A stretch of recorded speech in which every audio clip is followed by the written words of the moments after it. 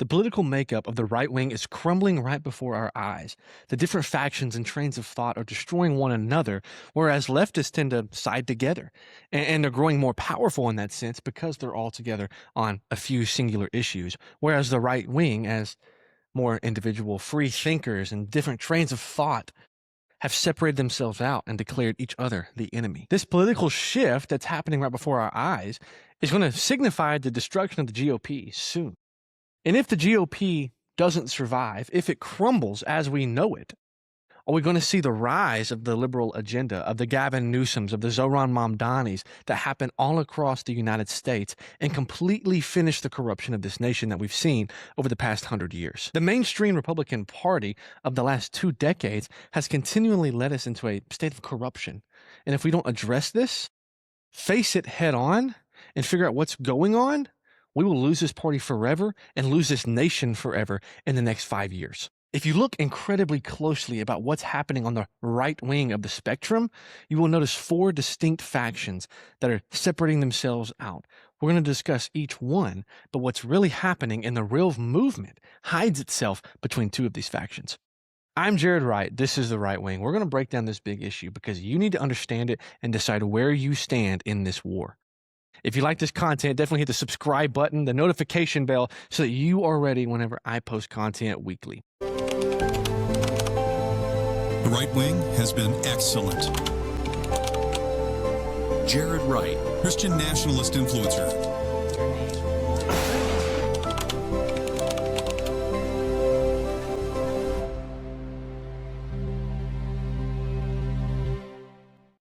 Who is the first faction? Who are the first group of these right-wingers, the Republicans, the GOP, whatever you want to call them, that we have to talk about?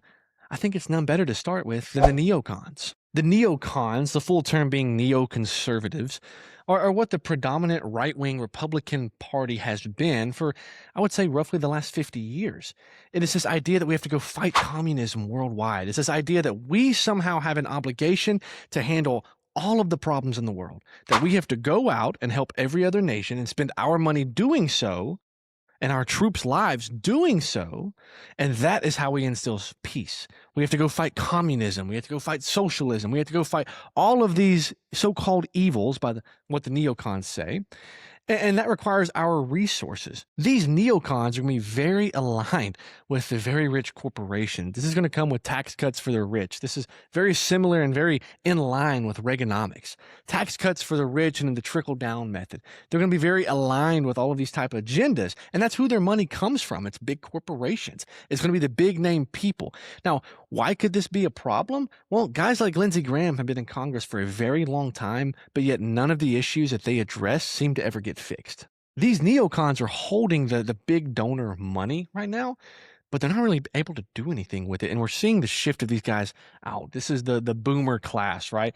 The boomer class. And the boomer class is really split into neocons and what this next movement is. The second faction within this is MAGA. Now, we all know who MAGA is. We know Donald Trump. We know that this is the establishment right now. This is who you have to go up against. If you want to have any chance at getting into politics, you have to be a part of this movement. Trump's endorsements have been 100%. Now, that's not to say he doesn't endorse people as they begin winning, but his endorsements have been there. His endorsement is king right now above all else.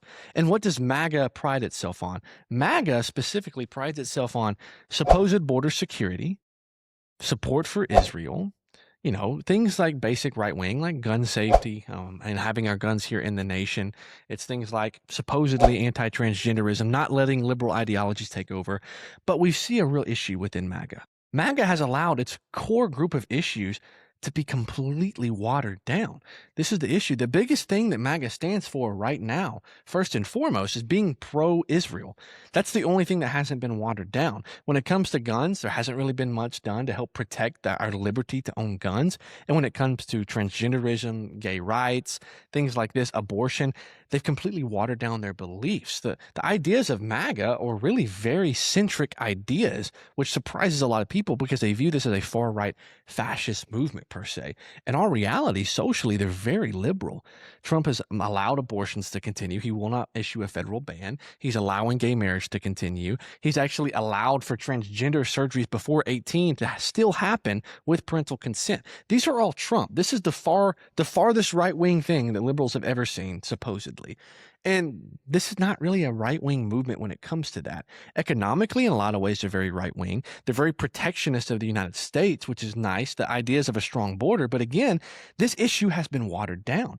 People are coming across the border. It is stronger than it was under Obama and under Biden and such there. People can still come across, and we're not getting mass deportations like we were promised. This is the issue within the MAGA.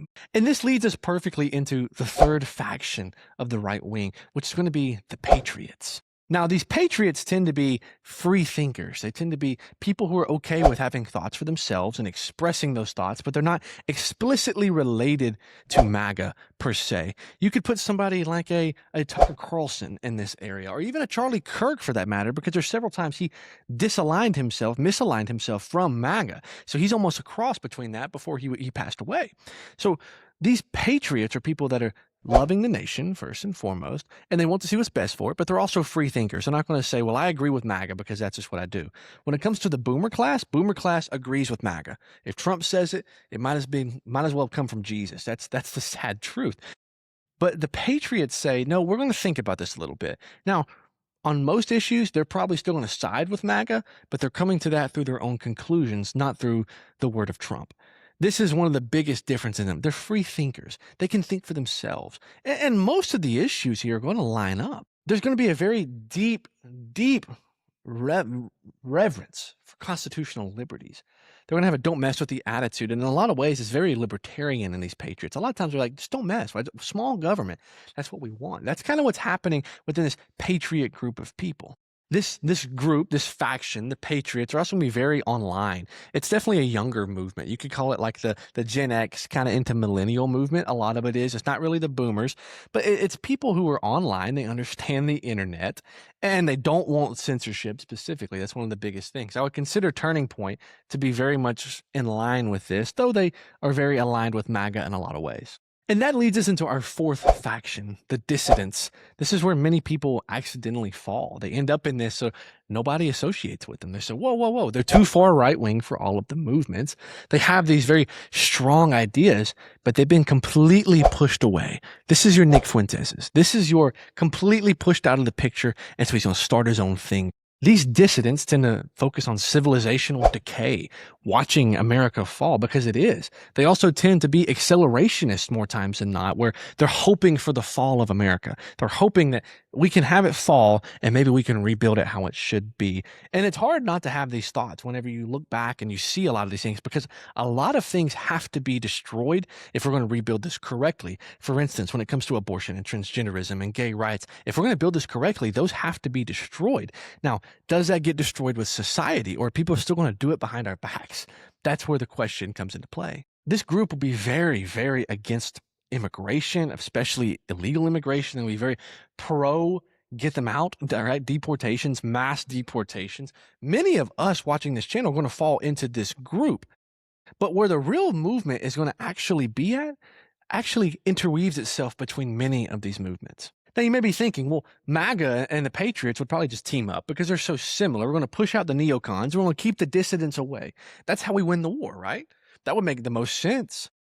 What if I told you there's another movement brewing that's going to be better than all of these combined? The unlikely coming together is happening between the Patriots and the dissidents of all people. The free thinkers are thinking, whoa, maybe we do need to take some more things and just knock them over. And the dissidents are saying, maybe we can align with these people if they're good enough free thinkers to work with us.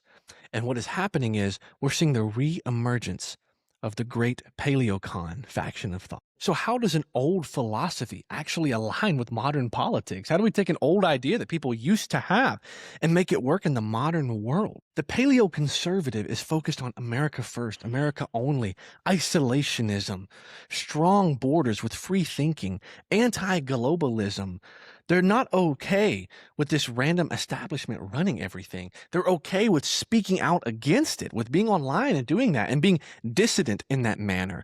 They have the characteristics of both the patriots who love this country and want nothing more than to see this country succeed, and the dissidents who know that we have to destroy some things to rebuild it correctly. The paleoconservatives are the perfect mixture of the two trains of thought, and this will be the only way to save this nation. Paleocons, paleoconservatism, will unite the high IQ thinkers of the right and give them exactly what we need to see this nation succeed. The neocons are dying. It's over with.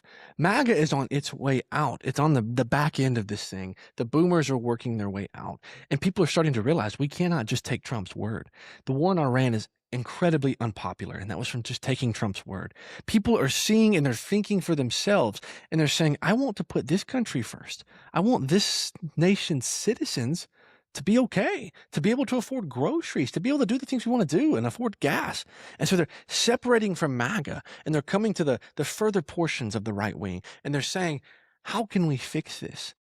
The absolute solution for it all is a paleoconservative movement focused on Christian nationalism, Christian morals, and America first, strong nationalism that's based first and foremost off the principles that God has given us. Paleoconservatism has not just returned, it's actually going to become the mainstream right-wing ideology within the next 5 years. We know that if something's not done soon, specifically in the next 2 to 3 to 5 years, this country will not exist as we know it. And that is why the paleocons will take over the right wing in an effort to save this nation out of love for this nation and love for the flag that's behind. The only question that remains is, whenever the paleocons officially take over, what will happen to the politics of the people that are left and not dying into this? What will they do? They will have to conform to this, or they will become liberals. That's the next challenge that we will face. But paleoconservatism is the only way to save this nation on Christian nationalist morals. I'm Jarrod Wright. This is the Right Wing. And if you're a Christian nationalist, if you're a paleocon, if you want to save this nation, hit the like button down below. Hit the subscribe, the notification bell. I appreciate your support because I'm doing this as my job to help save the nation, to help save America. And if you believe in that goal, offering me your support in that manner does a whole lot more than you can imagine to reaching that goal as an entire. I hope you have a great day.